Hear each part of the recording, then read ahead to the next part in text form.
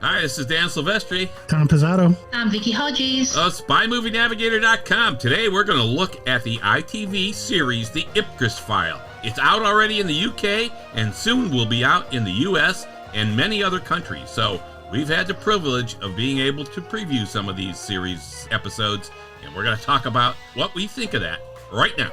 All right, let's go. So we've talked about this series for a while now with a lot of anticipation because we liked the movie The IPCRESS File, and we were anticipating what having a longer time frame to show the message was going to do for the quality and what we actually saw. I personally was like totally geeked out about there's this whole scene in the book about an atoll that happens in the series, and they do go to the atoll here, so this is good. And one of the things they've done here that I really like about this is there's what happens in the book, what happens in the movie, and what happens on the TV series aren't necessarily the same.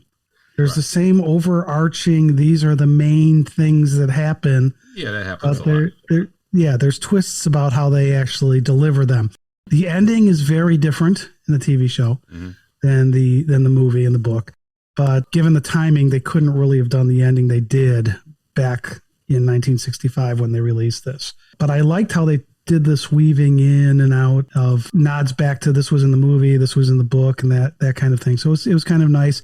And you would see a scene and it was like, that wasn't what the book had, but it kind of was. And so it felt familiar with it still being new and fresh, which was kind of nice. Another thing I wanted to point out up front is that in our previous episode on this, I talked about the fact that they had said something in the press conference about the cinematography and quirky angles, and that had me very nervous.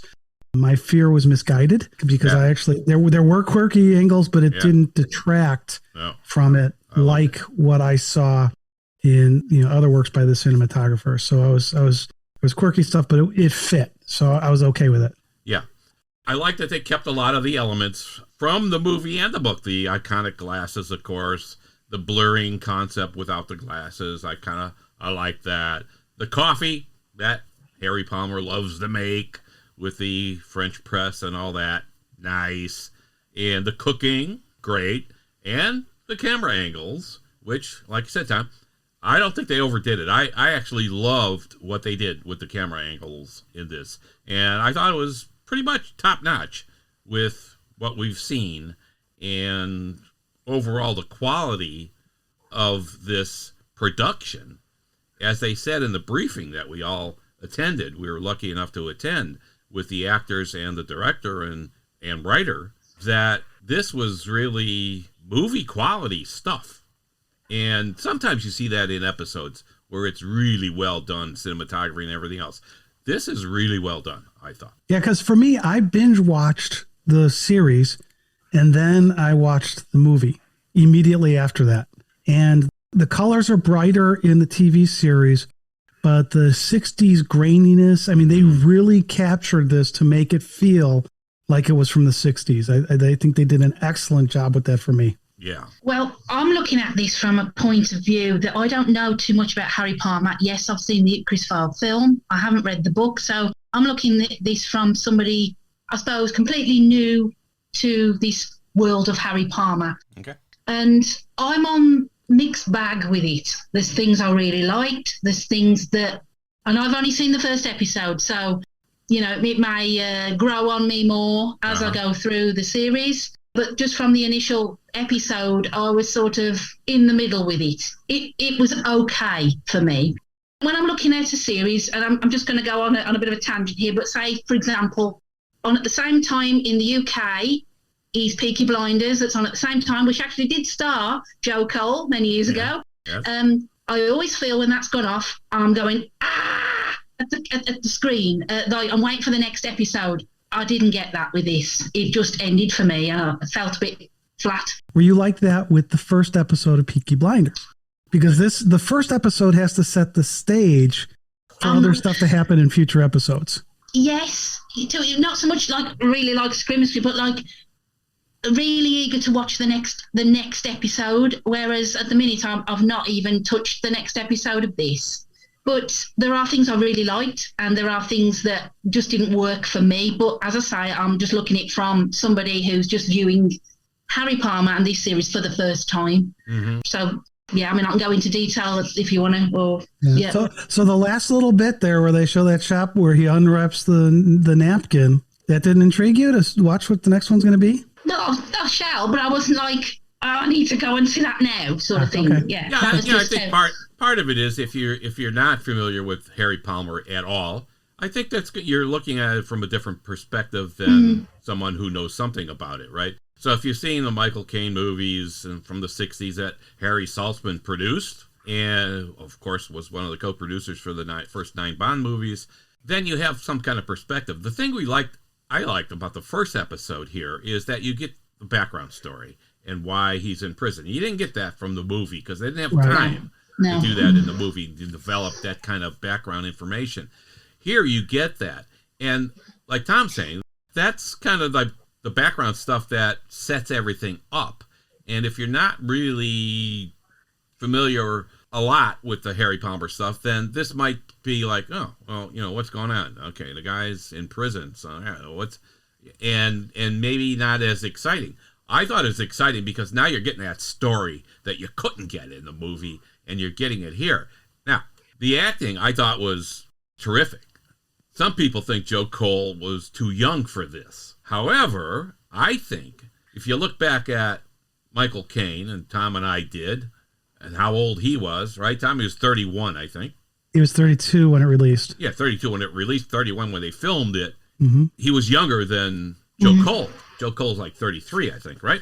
So Joe Cole looks younger, though. Some people look younger. And in the 60s, somebody who's 30 looked like they were 50, because... look at Sean Connery. He was 32 when he did Dr. No. Yeah. And he does not look, if you compare him and Joe Cole, Connery looks a lot older than Cole did. And that's part of the times, I think, and everything else. Mm-hmm. But if you look at the story, right, Joe Cole as Harry Palmer versus Michael Caine. Now, Michael Caine's movie came out in 1965. Michael Caine's movie took place in 1965. This takes place in 1963. And in the first episode, you understand that he served some time in Korea. He also has a mathematics degree and so on. So it's like, how can all this fit with him being so young? Well, the Korean conflict was over in 1953. So, hey, he could have been 23, 24 years old at the tail end of the Korean conflict. And so that could make sense. If he's 23 or 24, he could have already gone to university and got his degree. So it does make sense, but he does look young. I will say that. But I think as you watch more of the series, you understand that that's okay. He is young, and he is inexperienced in a lot of ways in life, but very experienced in some of the secret subterfuging ways of life, which is good. I like it. Anyway. So, Vicky, I know that you have a different take on Joe Cole. So on this, so why don't you go ahead and give us what you're thinking? I was trying not to, because of recently watching Michael Caine as Harry Palmer. I didn't want to compare because I know Joe. Yeah.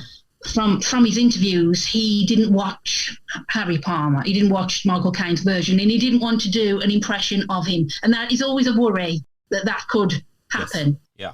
And I didn't get that he was trying to do that, but I think from what Dan said, I found that he just looked very young, and for him I know you mentioned to be the career thing, to have a failed marriage. Well, it just didn't glue for me, but this is only the first episode that I have seen. So like you say, he may grow as grow into the character and grow for me as I watch it. Yeah. Because he's an exceptional actor in other things that he's been in. So I don't know, I just felt a little bit disappointed once it had finished. So now how much of that disappointment is the way they wrote the character and not him? Because the Michael Caine character was all glib and had a lot of one-liners, where Joe Cole's Harry Palmer doesn't have that sense of humor. He's quite expressionless, isn't he, really? Is that the acting, or is that the direction? Is that the writing? Because that might be how he wanted to play it. That might be how he's decided to play that character. I thought he was quite I think he pale is and playing. expressionless. I think he is playing a flat character. I think that's what Harry Palmer is. He's not a glitzy guy. He's no, I mean, he's the opposite to James Bond. He's a complete opposite, isn't he? Yeah, he's an everyday guy, and he does have some nice lines in there, but he delivers some kind of like British humor. You know, it's kind of like, boom, there it is. But I didn't catch much humor out of him, even throughout the whole series. Well, there was some, but to me, it was kind of we wrote him differently. It's not humorous. I just thought he was trying to be clever through sarcasm. Well, I mean, when he in the first episode, just when he's talking to the woman in his operation room where he does the smuggling stuff, and she says, "Oh, you're in uniform," and he says, "Yeah, but I take it off every night." That's a good line. That's as funny as he gets, right? That's and she says, "Oh, well, all by yourself."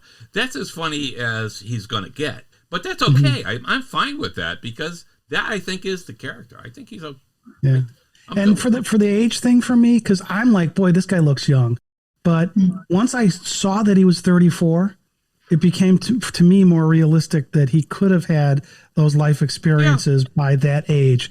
And then I decided to look up is he 33 or 4? I don't know how old he is. What were the ages of the other actors who've played lead spy roles when they did their first movie? Yeah. So we had Kane at 32, Connery at 32, Matt Damon in Bourne Identity was 32. So that seems to be a magic time. Tom Cruise was 34 in Mission Impossible. Lazenby was only 30. But then Moore, Dalton, and Brosnan were all in their 40s. Craig was 38. And we didn't get somebody younger than him until Taron Egerton in Kingsman: The Secret Service. He was only 25 when he did that. Yeah. But if you're thinking about it from, this was my idea of a spy and their life experiences and how old they are, lately they've skewed older with the exception of Taron. And so it was, and again, he does look young to me, but once I saw that he was 34, it's like, he could have gotten through this amount of life experience. And that's really all we have to believe, right? Yes, he could have done that. Hey, in everything we watch, you got to have a willing suspension of disbelief, even in some of the Bond movies.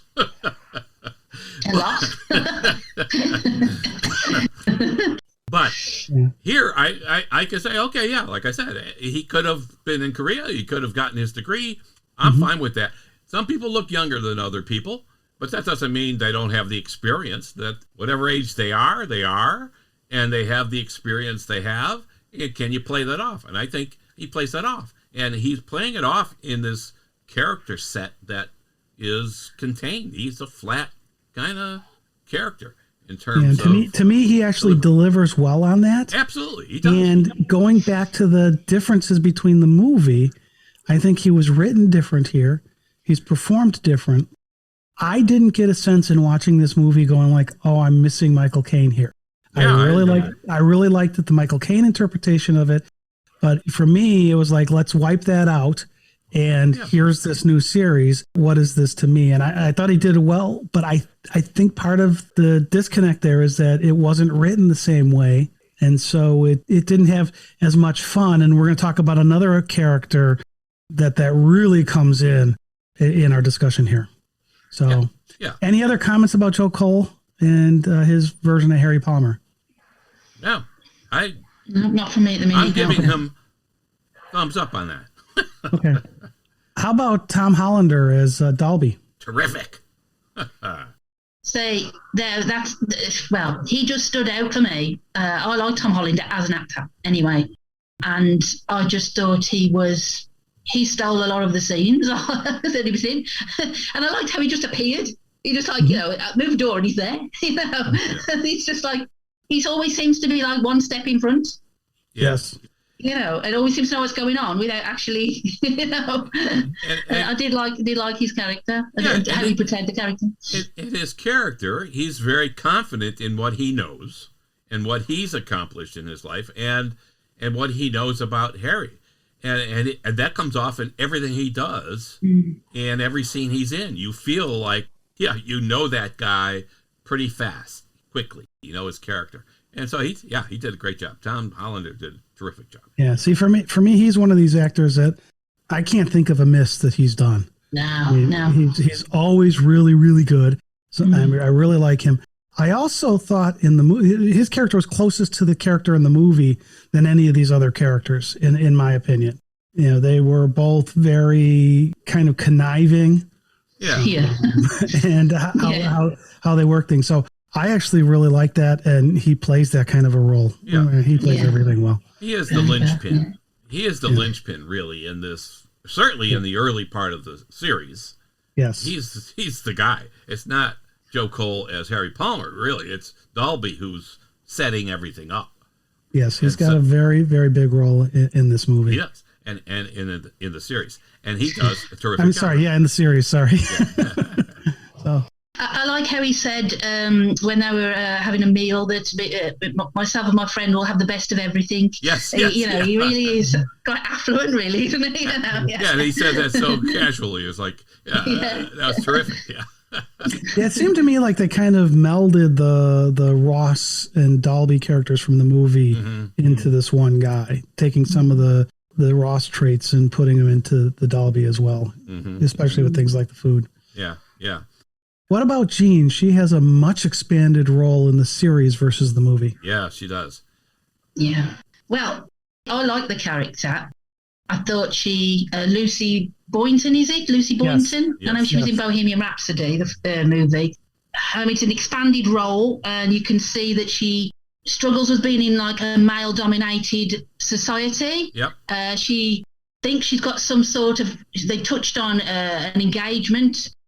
I got the feeling that it was somebody. Well, I didn't get the guy's name. That's the I was sort of looking for, but I can't see if it's some sort of like almost an arrangement. I didn't feel the love between them at all. Right.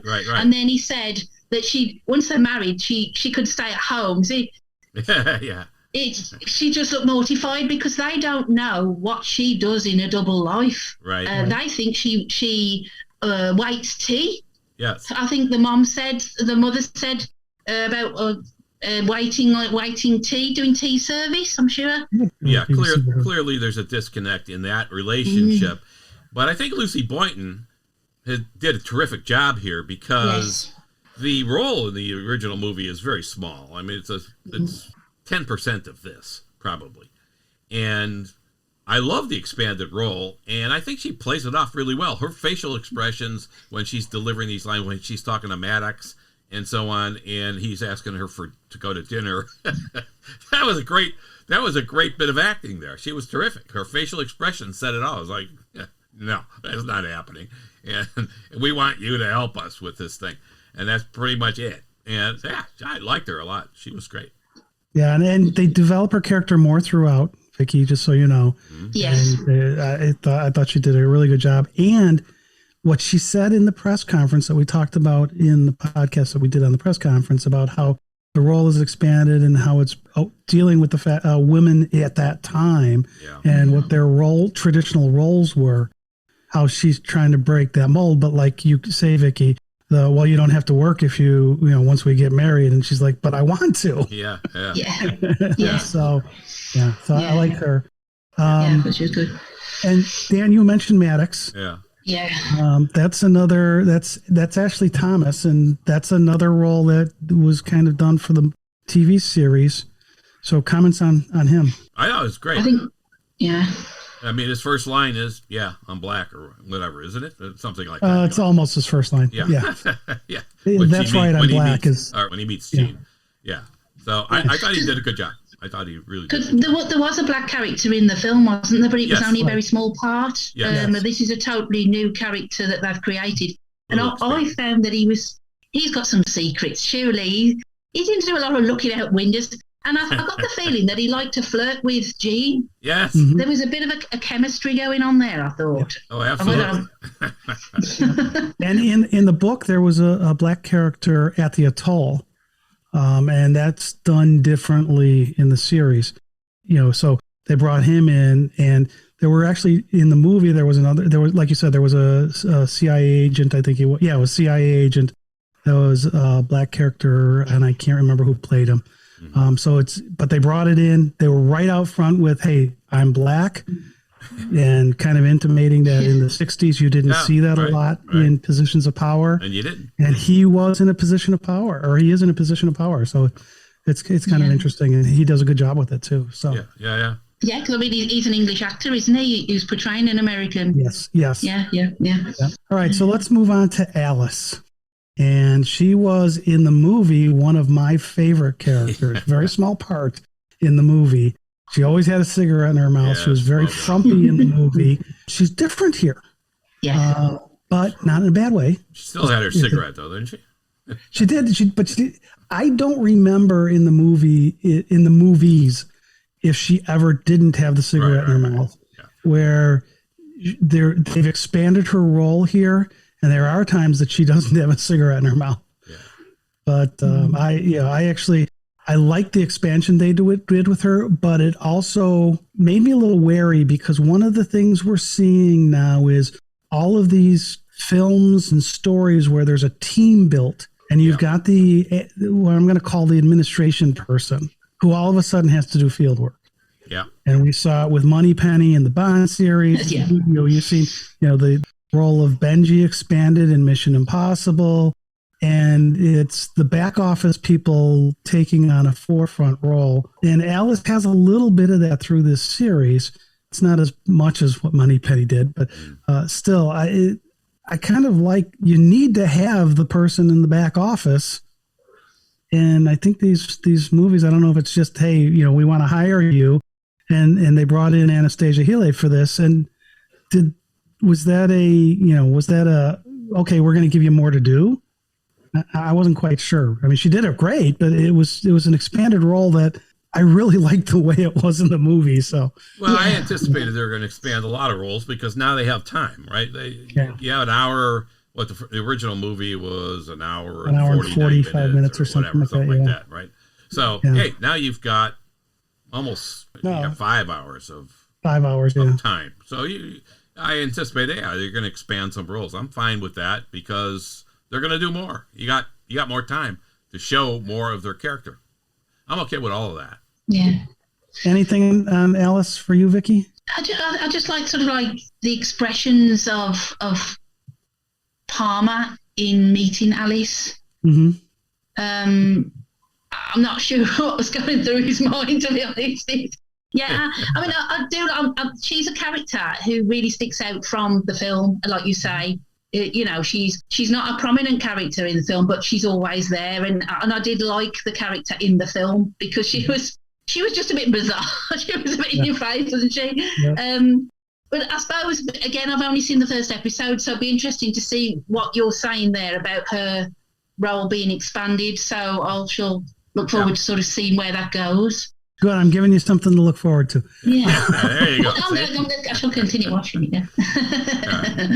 I mean, I thought the music too throughout the whole series so far, it was terrific. The incorporation in the first episode of Walk on the Wild Side was that was just awesome. I mean, you could see the whole prison scenario and walking on the wild side. He's already been on the wild side, Harry Palmer, with all his smuggling and stuff, and now he's going to really go on the wild side with this. I mean, just the wording of all that was terrific. It's how he lived. That song kind of represented, right? 1 day of prayer, 6 nights of fun. The odds against heaven are 6-1. That's in the song. It's like it's great selection. I hope they keep all of that and do more of that. And terrific. And all the background music I thought was spot on. Great stuff. Yeah. Yeah. Well, and I also liked, you just mentioned the prison scene, is the prison guard there reminded me a lot of the prison guard character in A Clockwork Orange. Oh. And how he would yell at, I can't remember the character name in Clockwork Orange, but he would yell at him, very similar to the way this guy does it in this series. So I really liked that. I thought that was good. That was a good tieback. There was also a tieback, I don't know if you caught it, Dan or Vicky, to the 39 Steps. Yeah. So one of the characters is identified because he's missing a finger. Right. Exactly. Which is right out of the 39 Steps. Yeah, I thought of that immediately. It's like, okay, you can look for him. He's got a missing finger. It's like, okay, 39 Steps, 1935. We do get a bit of a Bond connection, don't we, with one of the one of the actors from No Time to Die in this particular series, David Dencik, yes. Isn't it? Yes. Yeah. So again, a good character actor, Mm-hmm. who I recently found out. I don't know if any of you saw the series Chernobyl when that came out. He was in that, yeah. Yes, he was Mikhail Gorbachev, which I had no idea because he's such a good character. No idea that he was then, and then of course then seen him as Valdo in No Time to Die. So he's a good character actor. So I think they've got a good one there. I think you're absolutely right about that. I think he's very, very good. I don't like Stock in this series. I knew you were going to say that, and I don't think he was in the book. I think he was first in Funeral in Berlin, which is the first movie we see him in. I'm pretty. I don't. It's been about 2 years since I read the book, so I may be wrong there, but I don't remember him in the book. And his character in the movie was this kind. I mean, you liked him. He was like the bad guy, but you liked him. Yeah. And I don't get that out of this Stock. Yeah. At all. Yeah.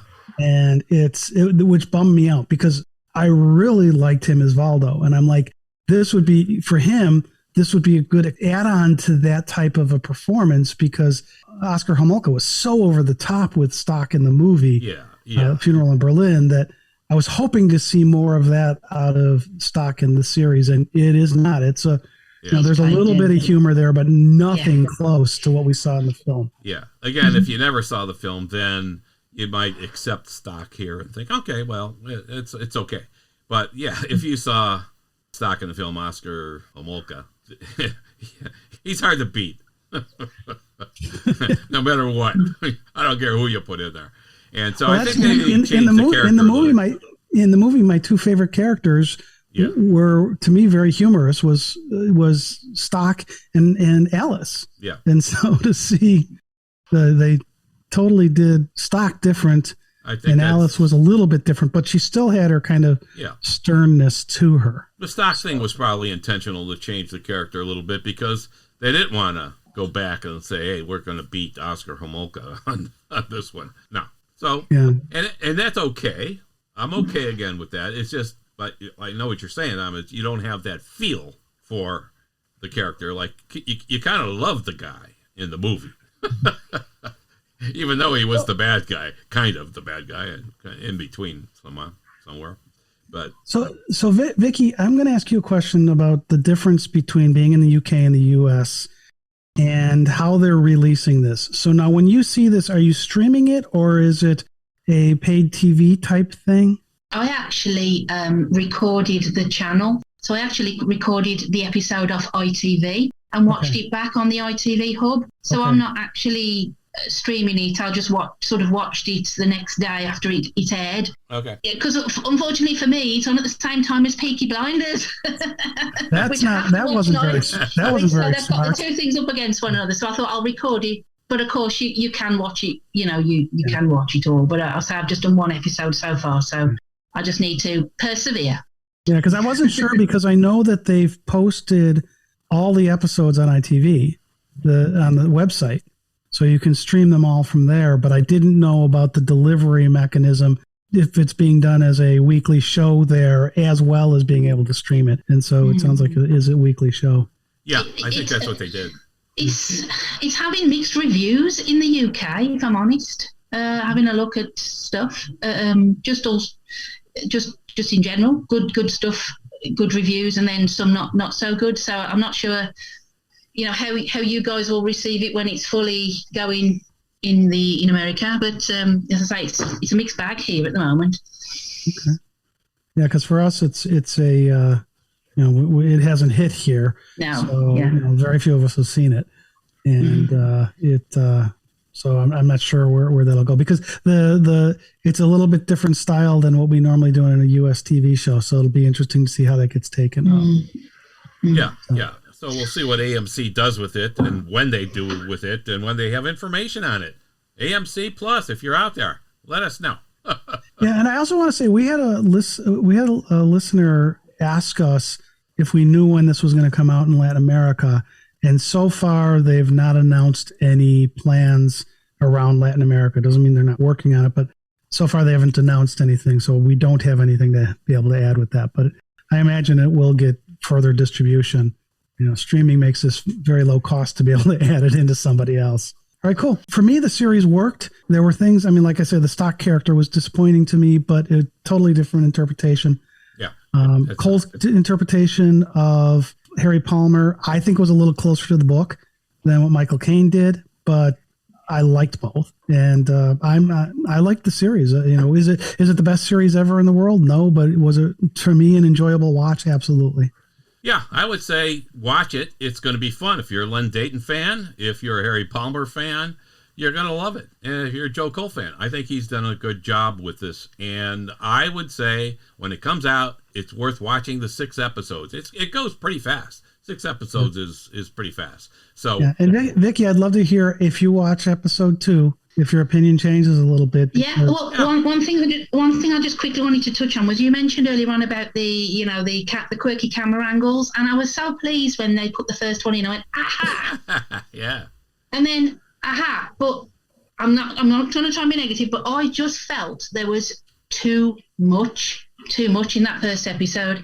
And speaking to somebody else who I know, they thought it said halfway through they felt seasick. That's what they said. Oh, really?